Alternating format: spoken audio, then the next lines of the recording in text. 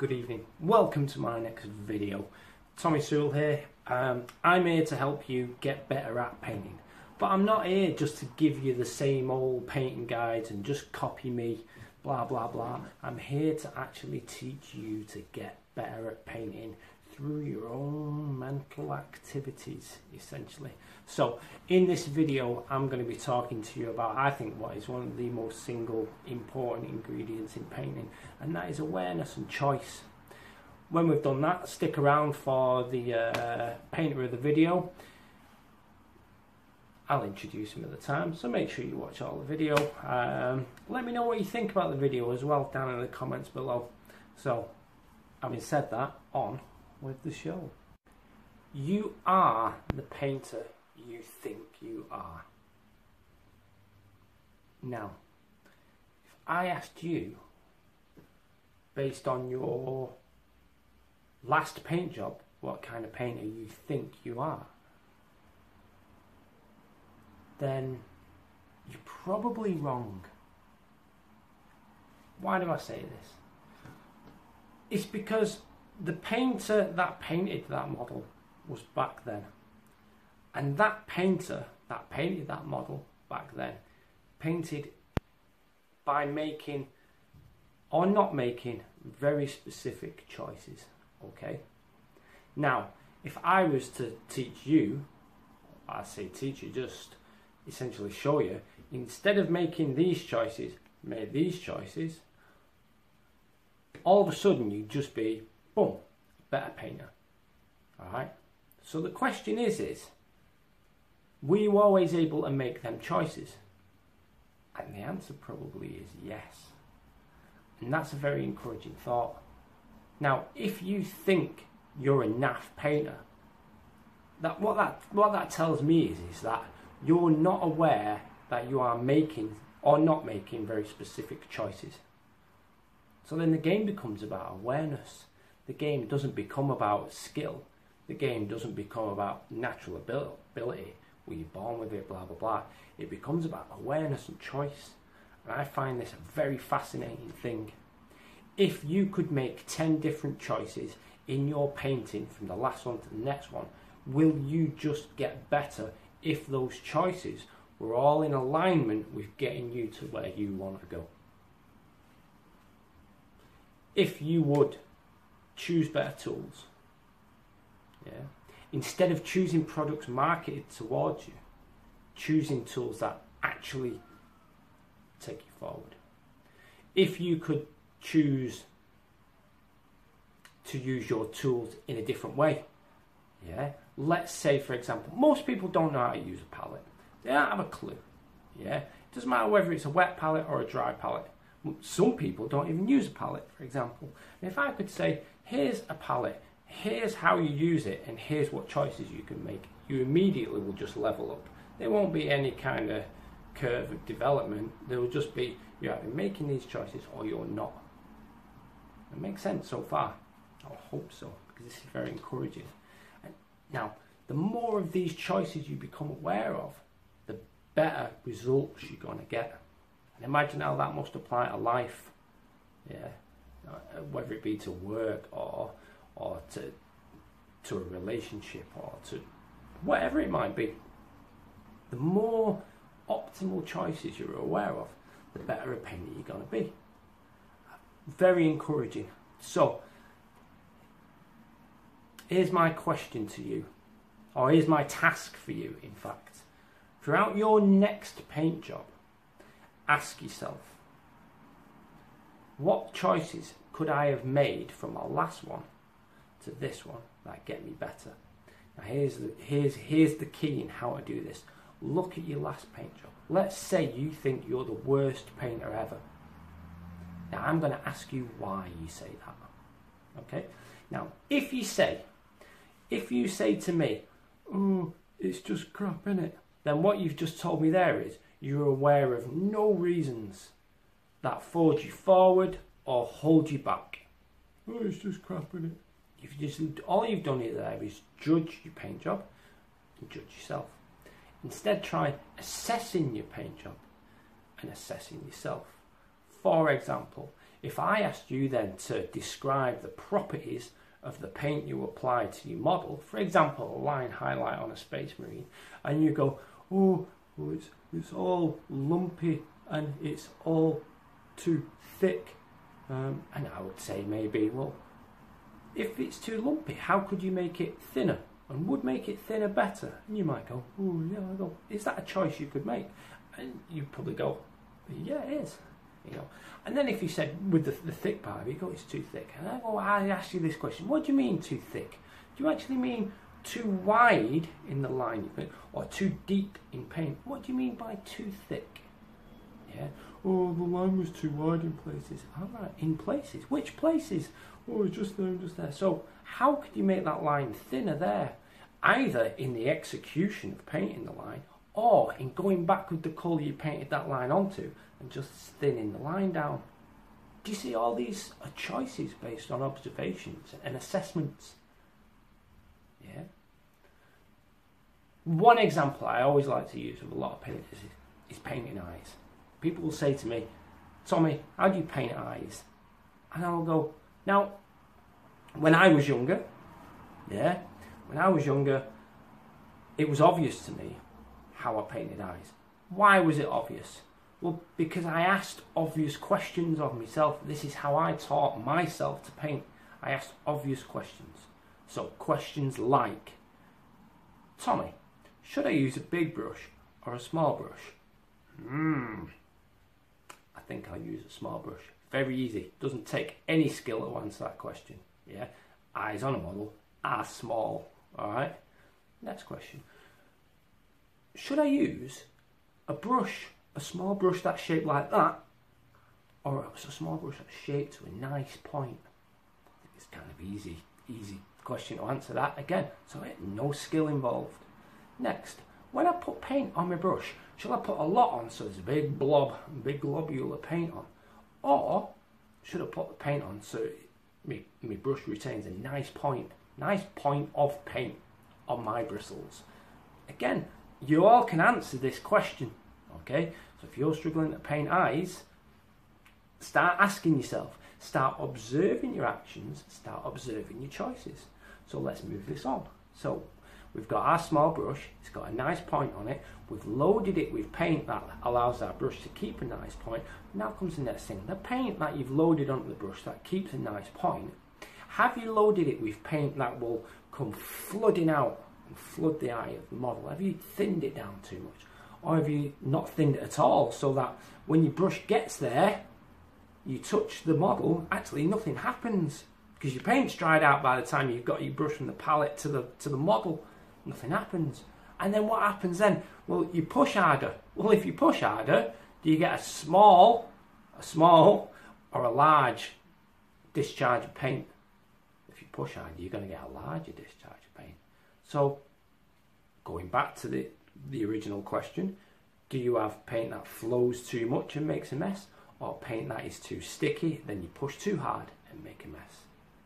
The answer is neither. So you want somewhere in the middle. Okay. Next question is, how do you find out if the brush you've loaded, which you've now chosen the right side, chosen the right size, chosen the right shape, you've now chosen an optimal type of paint, how do you know if it actually works? Well, why not try it on the palette? Yeah? Again, none of these things are taking skill. What they are taking is awareness and choice. Now, if I was to say there's a skill to develop, it would be observation. Observe yourself, observe the tools you choose, tools including brush, palette, paint, yeah, and observe how you are using them, how you are preparing them. Okay, so you've chosen the brush. Loaded it with paint, the brush makes the right shape, you've now got the paint to do the right job, you're about to put it onto the model, yeah, you're about to go boom. Now an eye is shaped like this, yeah, okay, a brush is shaped like this. So do you approach the eye shape like this or like this. Yeah, eye, half an eye, or even a full eye is shaped like this. Look familiar?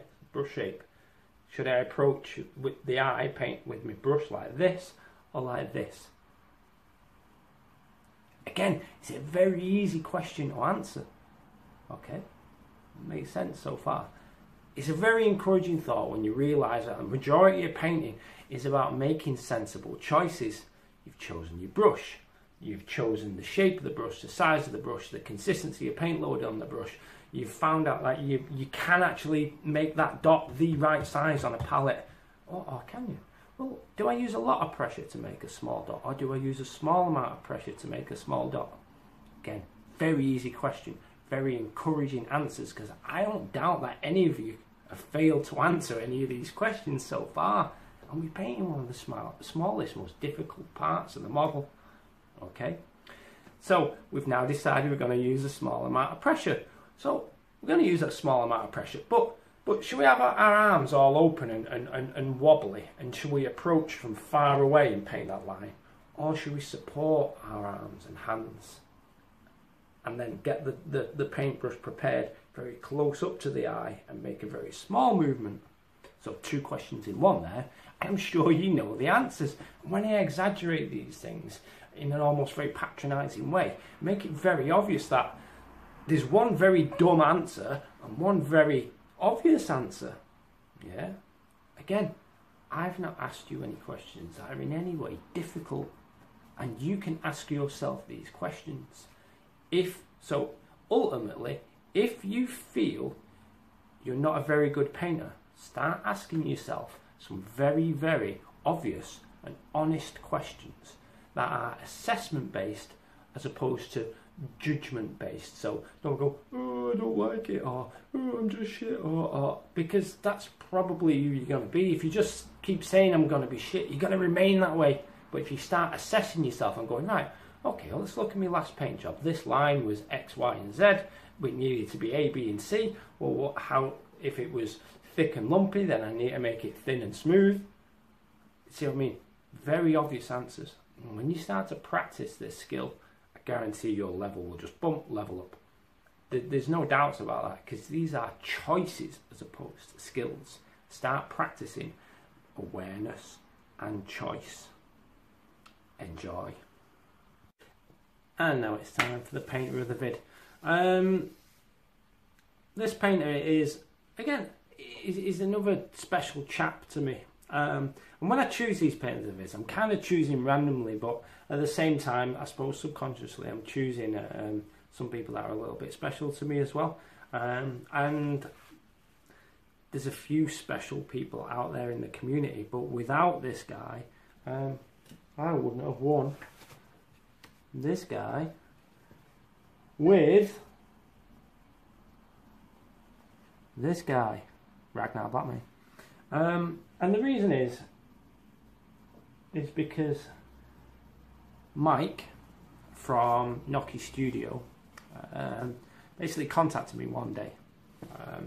And why am I using him as an example? I mean, the first reason is actually because I just want him. He just came to me as a gut feeling that he should be in the next video, and I'm going to go with that gut feeling. So there's the first reason. Second reason is it's actually a pretty damn good example of generosity and humanity again. And I'm going to celebrate those things, and hopefully other people will do the same thing out in the community and help each other more.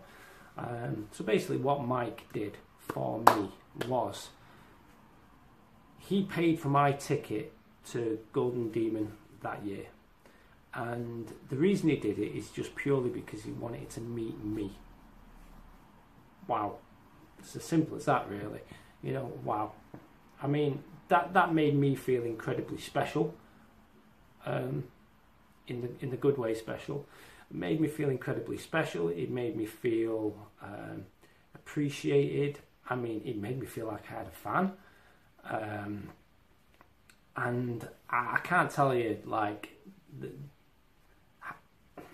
that's the best I can do to describe that, essentially. And what I did was basically, all right, well, if somebody wants to pay for me to go to an event at Warmer World, just so they can meet me, then I want to give them a gift. And the best gift I could think of at the time was, all right, I'll do a little bit more work on my Ragnar to improve them a little bit. I'll do a little bit more work on some of my other models to improve them a little bit. And then I'll let him choose which category they go into. Which model should go into Golden Demon. He chose Ragnar, so I took it up to the counter. Now at the time I was working for Games Workshop on a temporary contract because I really enjoy helping those guys out. And I asked them on the day, the guys behind the counter, I said, which category should I put this in, because here's my position. And they said it has to go in the staff category. And that was that. I was like, you know. Now, I'm not generally a competition goer at all. I'm happy just to let others compete, fight it out. I'm not exactly sure how a lot of painters see it, though I am a judge myself at Salute. But I'm very much a judge that I like to. I'm there because I like to celebrate paint. I love observing. And I like to give people feedback, you know. So if you ever catch me at an event, you know, please ask me. So I couldn't believe it at the time. People coming up to me, because I didn't look after that. I didn't look at the competition. This is the staff category, by the way, the staff category, you know. And people come up to me, patting me on the back, saying, "Well done. You're up on the top shelf." And I'm like, no. I wasn't having it. I was not having any of it. I was like, no, it's whatever you're saying, it's wrong, because, you know, generally, at one point I was incredibly pessimistic about myself and the hobby and blah blah blah. And, you know, that's why I like working on myself. And that's why I like poking at your guys' minds a little bit to try and help you out and understand that there's ways out of these things. It's very much a journey I've been on and still am on, and I'm just going to keep progressing with it.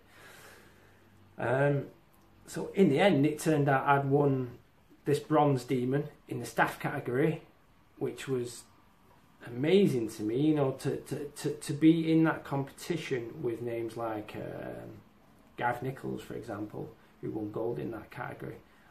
You know, my mind was blown. And you know, to have Aidan Daly come over and pat me on the back and say, well done, you know, like the little kid in me absolutely just lit up. You know, I could not believe it, you know. And none of that would have happened if it wasn't for Mr. Mike, Nocky Studio. So thank you to that guy. Here's some of his work.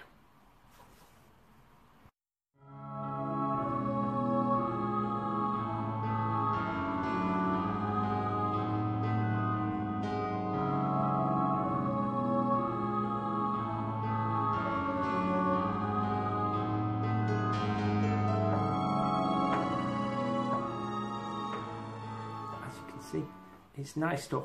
Now, the things I really like about his work, because he's won a few demons himself, the things I really like about his work, the little vignettes he constructs, the little stories he tells, you know. So like the fact you've got an Imperial Guardsman, they both, maybe they're in the thick of it, maybe they're chilling out. I mean, you've got one guy who's having a smoke, the other guy's filling his water bottle, but you can see some sinister tentacle coming up to rip that guy down into some murky depths, and probably some kind of murky death and all.